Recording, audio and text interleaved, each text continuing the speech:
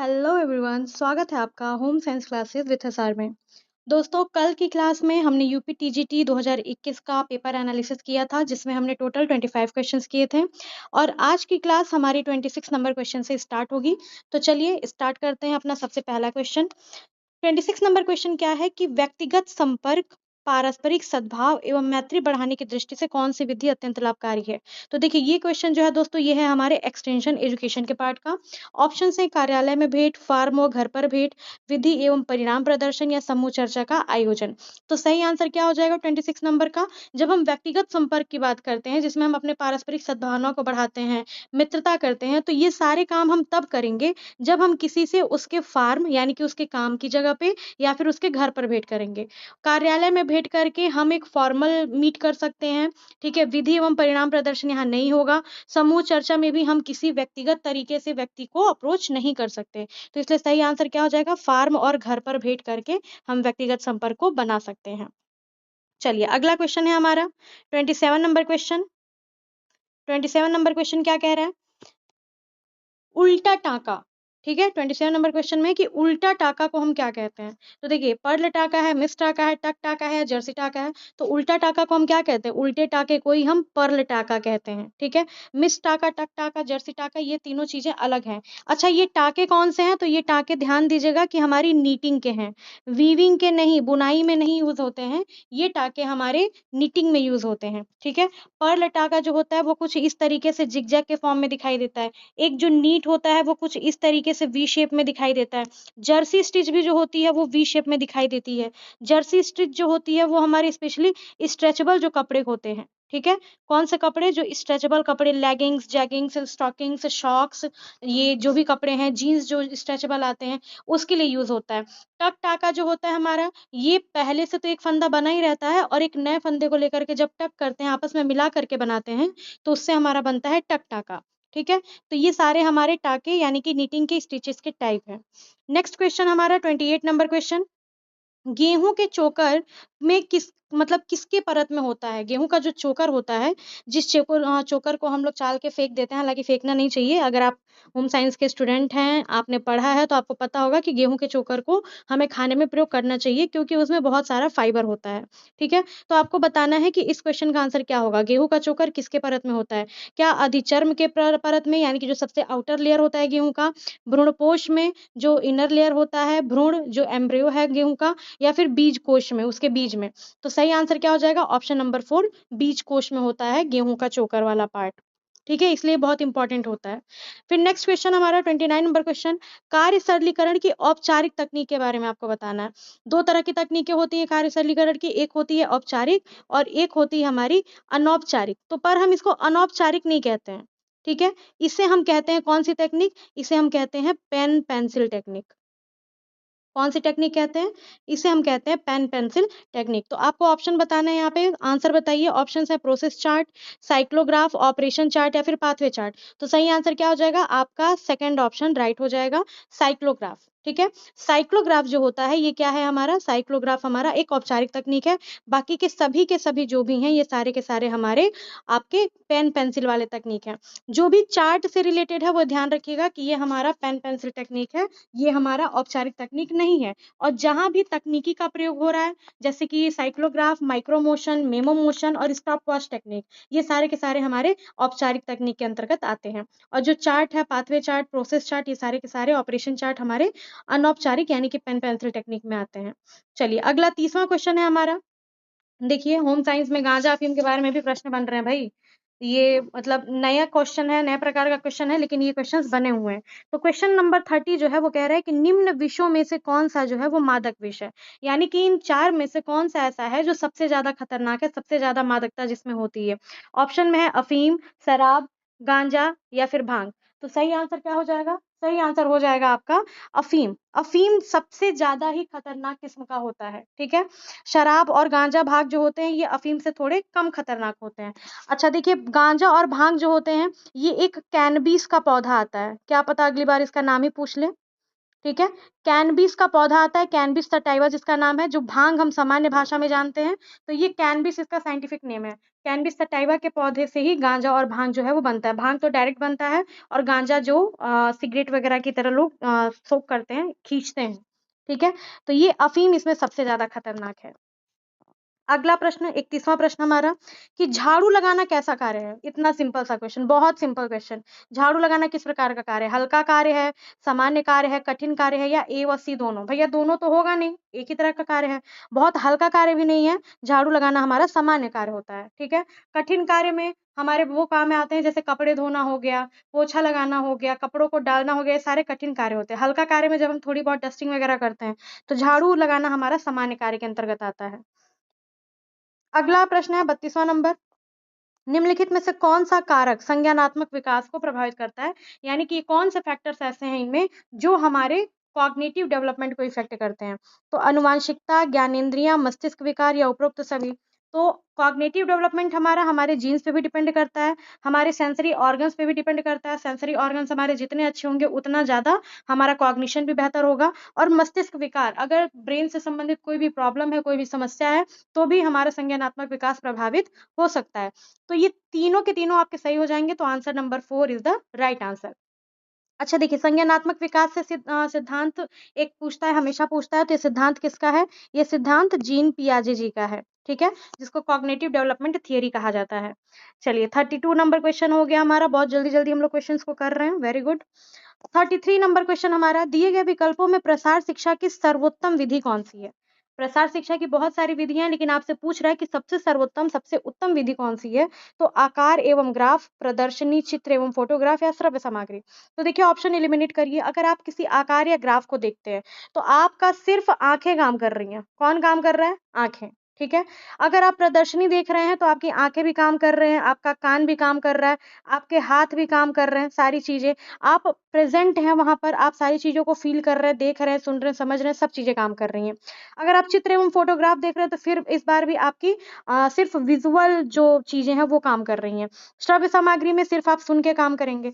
तो ये सारे के सारे में जो सबसे बेस्ट ऑप्शन होगा वो होगा हमारा प्रदर्शनी, क्योंकि प्रसार शिक्षा के अंतर्गत जब भी हम प्रदर्शनी लगाते हैं या प्रदर्शनी में जाते हैं, तो वहां पर लोग प्रैक्टिकली व्यवहारात्मक तरीके से इंगेज होते हैं। ठीक है, जब वो इंगेज होते हैं तो वो ज्यादा सीख पाते हैं। चलिए अगला क्वेश्चन है 34 नंबर क्वेश्चन, प्रथम 4 सप्ताह में होने वाले शिशु मृत्यु का कारण क्या है? जो बच्चे के जन्म के बाद प्रथम 4 सप्ताह यानी कि 1 महीने के अंदर ही जिन बच्चों की मृत्यु हो जाती है, उसका पीछे का कारण क्या है? तो ऑप्शन है यहाँ पे श्वास अवरोध, जन्मजात असमानताएं, संक्रमण, या उपरोक्त सभी? तो देखिए सारे के सारे आपके सही हो जाएंगे, ऑप्शन नंबर 4 जो है वो सही होगा। अगर किसी कारण श्वास लेने में बच्चे को दिक्कत हो रही है, तो भी उसकी मृत्यु हो सकती है। जन्मजात कई बार असमानताएं होती हैं, जो हमारे आनुवंशिकता के कारण भी हो सकती हैं, और कई बार डिलीवरी के समय भी हो जाती हैं। और डिलीवरी के समय कई बार बच्चों को या पेट में ही संक्रमण भी फैल जाता है। तो ये सारे के सारे तीनों ही क्या होंगे? आपके कारण होंगे शिशु मृत्यु बढ़ने के।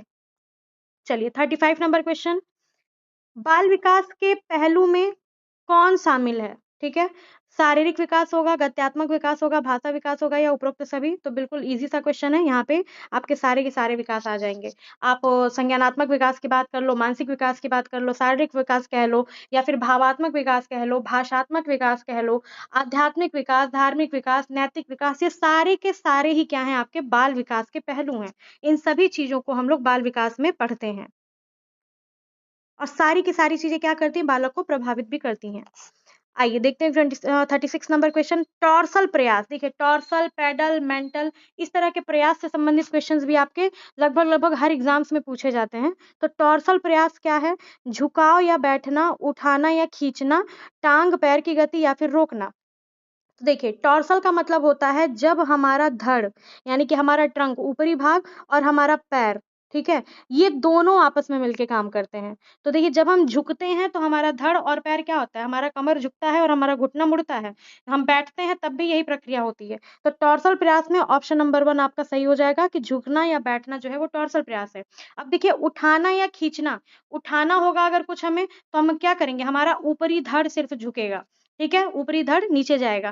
किसी चीज को खींचेंगे तो हम हाथ का जोर लगाएंगे। टांग पैर की गति हमारी पैडल प्रयास में आ जाएगी। ठीक है, इसीलिए हमारा बाकी सारा एलिमिनेट हो जाएगा। सही आंसर हो जाएगा झुकाव या फिर बैठना। 36 क्वेश्चन हो गए। अब आया 37 नंबर क्वेश्चन। 37 नंबर क्वेश्चन क्या है कि बच्चों का विकास किसका परिणाम है? तो क्या सिर्फ लर्निंग का है, सीखने का है, मैच्योरिटी परिपक्वता का है, सिर्फ व्यक्तिगत विभिन्नताओं इंडिविजुअल डिफरेंसेस का है, या फिर सीखना और परिपक्वता दोनों का है? तो सही आंसर क्या हो जाएगा? ये सीखने और परिपक्वता दोनों का परिणाम होता है।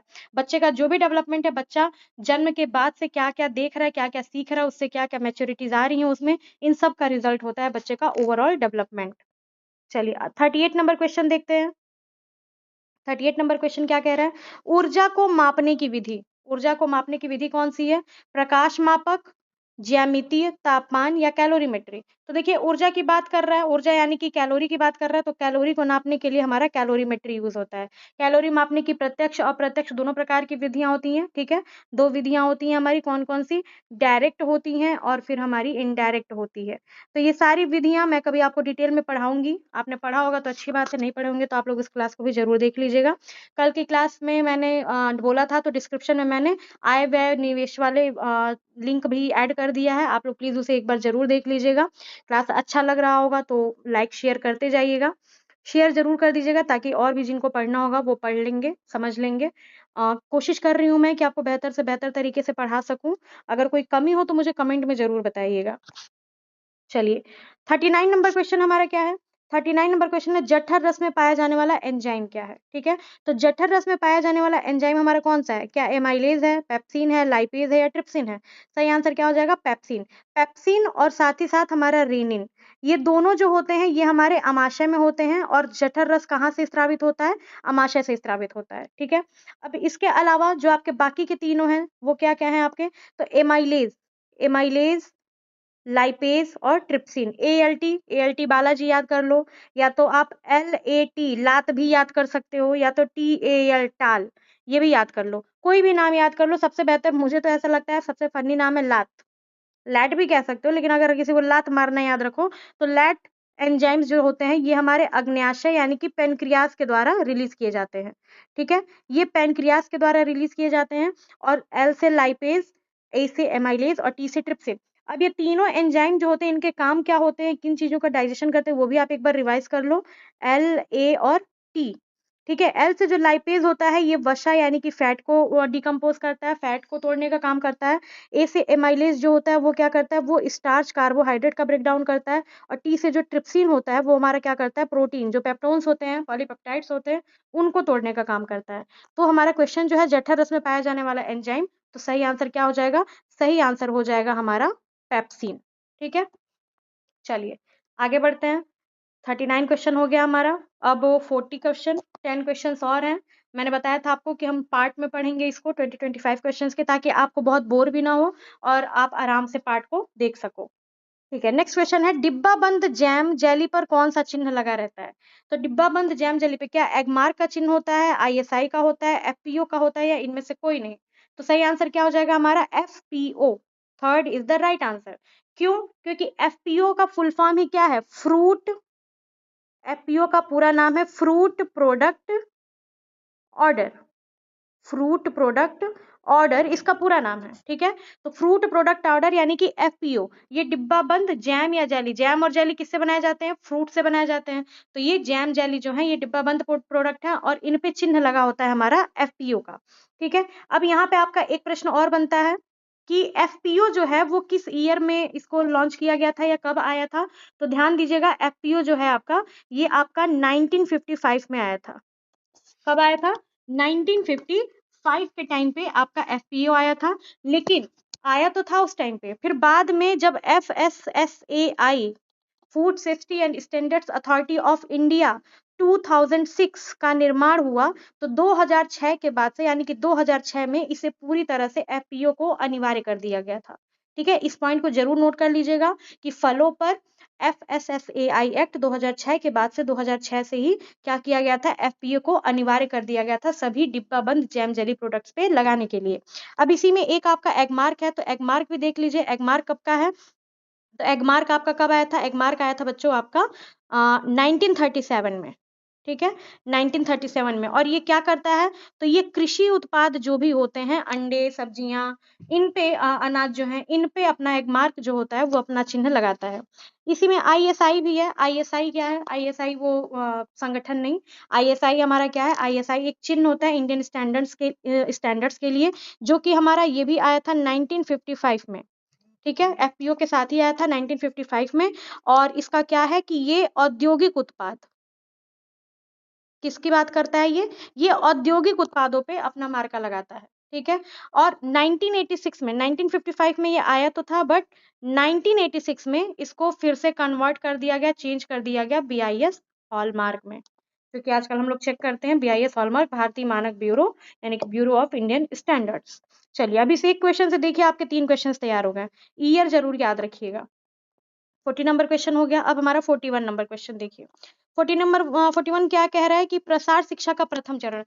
कुछ याद करिए मत करिए, एक्सटेंशन में आपको मेथड्स, उसके टीचिंग एड्स और उसके स्टेप्स कौन कौन से हैं ये याद करना बहुत ही ज्यादा जरूरी है, क्योंकि इसके स्टेप्स से हमेशा हमेशा क्वेश्चन पूछे जाते हैं। जैसे देखिए, टीजीटी 2021 में ही प्रथम चरण पूछा गया है, और सेम 2021 के ही पीजीटी के पेपर में इसका अंतिम चरण भी पूछा गया है। तो प्रथम चरण क्या, ध्यानाकर्षण होगा, संतुष्टि होगी, रुचि होगी, या फिर इच्छा होगी? तो सबसे प्रथम फर्स्ट स्टेप जो होगा वो होगा हमारा ध्यानाकर्षण, यानी कि अटेंशन। तो ध्यान दीजिए, आप नोट कर लीजिए, अपनी कॉपी निकाल लीजिए। सबसे पहला स्टेप होता है हमारा अटेंशन। ठीक है, first step is attention. Then second step is interest. Interest, ठीक है, जब हम पहले क्या करते हैं, ध्यान देते हैं। ध्यान देने के बाद लोगों का हम ध्यान दिलाते हैं, ध्यान देने के बाद उनकी रुचि जागृत होती है। उसके बाद आता है हमारा third step, desire. I hope कि आप लोग नोट कर रहे होंगे। ठीक है, first is attention, second is interest, third is desire. Desire के बाद से हमारा, डिजायर के बाद क्या आता है हमारा, एक मिनट मुझे इसे इरेज करने दीजिए, स्पेस कम है ना। ठीक है, डिजायर के बाद से हमारा जो फोर्थ आता है वो होता है हमारा कन्विक्शन। कन्विक्शन, ठीक है, कन्विक्शन के बाद से हमारा क्या आता है, कन्विक्शन के बाद आता है हमारा एक्शन। अब हमें क्रिया करना है, कन्विंस हो चुके हैं हम, अब हमें क्या करना है, क्रिया करना है। और जब हम क्रिया करेंगे वो पॉजिटिव रिजल्ट देगा, तो हमें क्या प्राप्त होगा, हमें प्राप्त होगा सेटिस्फैक्शन, यानी कि संतुष्टि। ठीक है, तो ये छह के छह क्या है, आपके चरण हैं। किसके चरण हैं, प्रसार शिक्षा के चरण। अगर आपसे दूसरा चरण पूछ ले तो दूसरा चरण इंटरेस्ट हो जाएगा, तीसरा पूछ ले तो डिजायर हो जाएगा, पांचवा चरण पूछ ले तो आपका एक्शन हो जाएगा, और अगर अंतिम चरण पूछ ले तो आपका सेटिस्फैक्शन, यानी कि संतुष्टि हो जाएगा। तो सारे चरणों को जरूर याद कर लीजिएगा। आप अगर देखिए शॉर्ट में याद करना चाहें तो आप ऐसे भी याद कर सकते हैं, एक अपनी ट्रिक बना सकते हैं किसी भी तरीके की। जैसे पहला है हमारा अटेंशन, ए, दूसरा है इंटरेस्ट, आई, तीसरा है डिजायर, डी, ठीक है, चौथा है हमारा सी, फिर सी मतलब कन्विक्शन, फिर हमारा आता है ए, और उसके बाद आता है हमारा एस, सेटिस्फैक्शन। तो एड कैस, एड कैस आप ऐसे बना सकते हैं अपना, AIDC, एड कैस, attention, interest, desire, conviction, action और सेटिस्फैक्शन, एड कैस, आप इसे याद रख लीजिएगा। चलिए नेक्स्ट हमारा 42 नंबर क्वेश्चन। 42 नंबर क्वेश्चन है, निम्नलिखित में से परिमार्जन का प्रयोग किसमें होता है? परिमार्जन का मतलब क्या होता है, किसी चीज को नए तरीके से बनाना। ठीक है, धुल के, रगड़ के, कूट पीट के उसको नया बनाना। तो क्या ये ऊन में होता है, रेशम में होता है, रेयॉन में होता है, नायलॉन में होता है? तो देखिए, परिमार्जन की जो प्रक्रिया होती है ये क्या है हमारी, ये टेक्सटाइल प्रोसेस है हमारा। ठीक है, और ये जब धागा बनाया जाता है और रेशा बनाया जाता है तो उस समय ये प्रक्रिया हो जाती है, तो ये होती है हमारी ऊन में। एक और प्रश्न पूछता है कार्बोनाइजिंग, एक और प्रश्न आता है आपका कार्बोनाइजिंग। कार्बोनाइजिंग प्रक्रिया कहाँ होती है, तो कार्बोनाइजिंग भी हमारी ऊन के लिए होती है। ठीक है, चलिए नेक्स्ट क्वेश्चन हमारा 42 हो गया। 43 नंबर क्वेश्चन, 1 ग्राम वसा के दहन से कितनी ऊर्जा प्राप्त होती है? बहुत ही सिंपल, बहुत ही इजी क्वेश्चन है। तो ऑप्शन देख लेते हैं, 6 किलो कैलोरी, 7 किलो कैलोरी, 8 या फिर 9। तो सही आंसर क्या हो जाएगा, 9 किलो कैलोरी। हमारा जो हम जो भी लेते हैं, जो हमारे मैक्रो न्यूट्रिएंट्स हैं, जैसे कि एक तो हमारा कार्बोज हो गया, ठीक है, एक हमारा प्रोटीन हो गया, और दूसरा तीसरा क्या है हमारा, वसा। तो कार्बोज और प्रोटीन से भी हमें ऊर्जा मिलती है। ठीक है, कार्बोज और प्रोटीन से भी हमें क्या होती है, इससे भी हमें ऊर्जा मिलती है। बट ये क्या है, ऊर्जा जो होती है ये वाली हमारी, एक मिनट, कार्बोज से हमें 4 किलो कैलोरी और प्रोटीन से भी 4 किलो कैलोरी, कहीं कहीं पर यही संख्या 4.2 4.2 दी हुई है, यानी कि कार्बोज और प्रोटीन से सेम एनर्जी मिलती है, लेकिन आपके फैट यानी कि वसा से 9 किलो कैलोरी ऊर्जा प्राप्त होती है हमें। अच्छा, एक और प्रश्न इसमें बनता है, अल्कोहल शराब से कितनी कैलोरी प्राप्त होती है? तो देखिए शराब से भी हमें एनर्जी मिलती है और उससे मिलती है 7 किलो कैलोरी। अगर आप 1 ml शराब का सेवन भी कर रहे हैं तो आपको 7 किलो कैलोरी ऊर्जा मिल सकती है। इसलिए तो शराब पीने के बाद से लोगों का दिमाग काम करना तेज हो जाता है, बंद नहीं होता है, तेज काम करने लगता है। ठीक है, फन फैक्ट है, सीरियस मत लेना इसको। चलो नेक्स्ट क्वेश्चन, 44 नंबर क्वेश्चन, प्रसव में पहले नितंब आना, इसके बाद टांगे और बाहें और अंत में, मतलब बाहें और अंत में पूरा शरीर निकलना हमारा क्या कहलाता है? ये डिलीवरी जो प्रसव की प्रक्रिया होती है उससे संबंधित टर्म है आपका। ठीक है, प्रसव प्रक्रिया का टर्म है। तो इसमें ब्रीच जन्म, इसमें ब्रीच जन्म होगा, उपकरण जन्म होगा, प्राकृतिक जन्म होगा या सहज जन्म होगा। तो ध्यान दीजिए कि जब भी नितंब की बात आती है, पहले नितंब का बच्चे का आना, फिर बाद में टांगे, बाहें और अंत में बाद में शरीर जो आता है, इसको हम ब्रीच जन्म कहते हैं, जिसको उल्टा जन्म या उल्टा पोजीशन भी कहा जाता है। ठीक है, उपकरण जन्म का मतलब होता है ऑपरेशन करना, प्राकृतिक जन्म नेचुरल डिलीवरी जो होती है, सहज जन्म आसानी से जो डिलीवरी प्रसव हो जाए, ये भी एक तरह का प्राकृतिक क्या बोलेंगे, प्रसव के अंतर्गत ही आता है। चलिए 44 नंबर क्वेश्चन हो गया। अब 45 नंबर क्वेश्चन पे आते हैं। 45 नंबर क्वेश्चन क्या है हमारा कि किस वर्ष में कृषि प्रसार को संयुक्त राज्य अमेरिका द्वारा मान्यता प्राप्त हुई थी? कृषि प्रसार यानी कि जो हमारा एग्रीकल्चरल एक्सटेंशन है उसको किस वर्ष मान्यता प्राप्त हुई थी? 1920, 1914, 1900 या 1950 में? तो सही आंसर क्या हो जाएगा आपका? 1914 में। 1914 में हमें कृषि प्रसार को संयुक्त राज्य द्वारा मान्यता प्राप्त हुई थी। चलिए 45 नंबर क्वेश्चन हो गया। 46, बस 2 मिनट और लगेंगे सारे क्वेश्चंस करने में आपको। 46 नंबर क्वेश्चन है, विश्व स्वास्थ्य संगठन क्या कार्य करता है? तो क्या ये निरोग व्यक्तियों के लिए कार्य करता है, क्या ये समुदाय के लिए कार्य करता है, माता और शिशुओं के लिए करता है या उपरोक्त सभी के लिए? तो देखिए जो हमारा WHO है, इससे रिलेटेड कल भी एक क्वेश्चन आया था, मतलब बाकी के 25 क्वेश्चंस में भी इससे रिलेटेड क्वेश्चन है और यहाँ भी एक क्वेश्चन आ गया। तो ये सारे के सारे काम करता है WHO। तो सही आंसर क्या हो जाएगा? उपरोक्त सभी इज द राइट आंसर। क्यों? क्योंकि ये निरोग व्यक्तियों के लिए भी काम करेगा, ठीक, समुदाय के लिए भी काम कर, जरूरी नहीं है कि सिर्फ रोगी व्यक्तियों के लिए ही काम करे, रोगी व्यक्तियों को भी निरोग व्यक्तियों को रोग से बचाने के लिए भी काम करता है, समुदाय के लिए काम करता है और माता और शिशुओं सबके लिए काम करता है। तो सही आंसर क्या हो जाएगा हमारा? ये उपरोक्त सभी होगा। ठीक है, चलिए 46 हो गया। 47 नंबर क्वेश्चन, लिखित एवं मुद्रित सामग्री किस प्रकार का साधन होती है? यानी कि रिटेन जो फॉन्ट्स होते हैं, रिटेन चीजें, रिटेन मटेरियल्स होते हैं, प्रिंटेड मटेरियल्स होते हैं, ये किस प्रकार का साधन है? क्या ये श्रव्य सहायक सामग्री है, ऑडियो एड्स हैं, दृश्य सहायक सामग्री है, विजुअल है, दृश्य श्रव्य सहायक सामग्री है, ऑडियो विजुअल दोनों है या इनमें से कोई नहीं? तो जब लिखित की बात हो रही है, प्रिंटेड की बात हो रही है, तो ये हमारा क्या होगा? दृश्य सहायक सामग्री होगा, यानी कि इसका हम विजुअलाइजेशन कर सकते हैं, इसको सुन नहीं सकते। इसके बाद 48 नंबर क्वेश्चन, बहुउद्देशीय भोज्य पदार्थ किसने विकसित किया है? तो बहुउद्देशीय भोज्य पदार्थ NIN हैदराबाद ने किया है, CFTRI ने किया है, A और B दोनों ने किया है या इनमें से किसी ने नहीं किया है? सही आंसर क्या हो जाएगा आपका? CFTRI यानी कि मैसूर द्वारा किया गया है। अब आपके लिए एक होमवर्क क्वेश्चन है, आप मुझे कमेंट में आंसर करके बताइएगा कि CFTRI, यहाँ पे R ऐड कर दिया गया, इसको हटा दीजिए। CFTRI जो है ये हमारा कब बना है? ठीक है, किस ईयर में इसको लॉन्च किया गया है, कब ये बना है, इसका नाम आप इसका ईयर आप मुझे कमेंट करके बताइएगा। चलिए 49 नंबर क्वेश्चन हमारा, 49 नंबर क्वेश्चन है, वृद्धि के दौरान बच्चों को किस अमीनो अम्ल की अधिक आवश्यकता होती है? बच्चों की बात कर रहे हैं तो लाइसिन, थ्रियोनिन, हिस्टिडीन या वैलिन? तो सही आंसर हो जाएगा लाइसिन। लाइसिन बहुत इंपॉर्टेंट होता है बच्चों के लिए, छोटे बच्चों के लिए, जब वो डेवलपमेंटल एज में होते हैं अपने, तो इसलिए लाइसिन यहाँ पे आपका सही हो जाएगा। लास्ट क्वेश्चन, ओ ये पहले ऐड हो गया, कोई बात नहीं। लास्ट क्वेश्चन हमारा 50 नंबर क्वेश्चन जो है, परिधानों में झालरदार कॉलर जो होते हैं प्राय किस प्रकार के गले में प्रयोग किए जाते हैं? तो क्या आयताकार में, वी आकार में, यू आकार में या फिर गोलाकार में? तो देखिए सही आंसर क्या होगा इसका? सही आंसर होगा यू आकार। जब गर्दन, मतलब गला, कपड़े के डिजाइन का गला यू आकार होता है, तभी इसमें क्या होता है, हम झालरदार यानी झालर का प्रयोग करते हैं। जब वी प्रकार का होता है तो हम इसमें किसका यूज करते हैं? पाइपिंग का यूज करते हैं। हम किसका यूज करते हैं? पाइपिंग का यूज करते हैं। ठीक है, आयताकार में भी पाइपिंग का यूज किया जाता है, आयताकार में भी झालर का यूज नहीं होता है। ठीक है, आयताकार में योक का भी यूज किया जाता है, गोलाकार जो होता है हमारा उसमें भी हम झालर का कभी कभी प्रयोग करते हैं, पाइपिंग का भी यूज करते हैं, लेकिन यू आकार जो होता है एकदम सटीक आंसर होगा इस क्वेश्चन का। तो चलिए ये थे आपके 50 क्वेश्चन। Thanks for watching.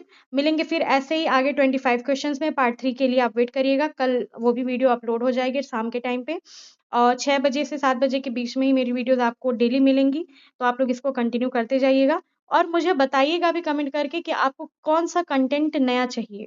ठीक है, मैं कोशिश करूंगी कि उसको प्रोवाइड करूं। Thank you so much. Please like, share and subscribe. Comment में आंसर ज़रूर करिएगा।